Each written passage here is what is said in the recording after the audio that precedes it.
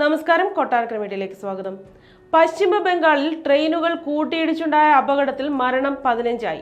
60-ലേറെ പേർക്ക് പരിക്കേറ്റിട്ടുണ്ട്.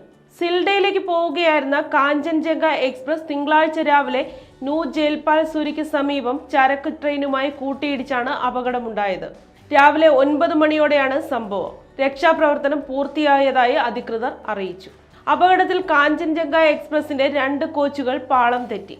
മരിച്ചവരിൽ ലോക്കോ പൈലറ്റ് ഉൾപ്പെടെ 3 റെയിൽവേ ജീവനക്കാർ ഉൾപ്പെടും. മരിച്ചവരുടെ കുടുംബത്തിന് കേന്ദ്ര സർക്കാർ 2 ലക്ഷം രൂപ വീതവും പരിക്കേറ്റവർക്ക് 50,000 രൂപ വീതവും സഹായധനം പ്രഖ്യാപിച്ചു. ഡാർജിലിംഗ് ജില്ലയിലെ ഫാൻസിഡവ പ്രദേശത്ത് നടന്ന ദാരുണമായ ട്രെയിൻ അപകടത്തെക്കുറിച്ച് അറിഞ്ഞപ്പോൾ ഞെട്ടി.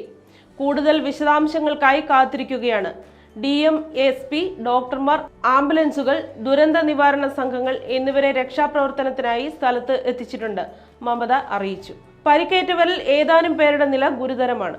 പരിക്കേറ്റവരുടെ മുഴുവൻ ചികിത്സാ ചെലവും ബംഗാൾ സർക്കാർ വഹിക്കും. മരിച്ചവരുടെ ആശ്രിതർക്ക് സംസ്ഥാന സർക്കാരും 2 ലക്ഷം ധനസഹായം പ്രഖ്യാപിച്ചു.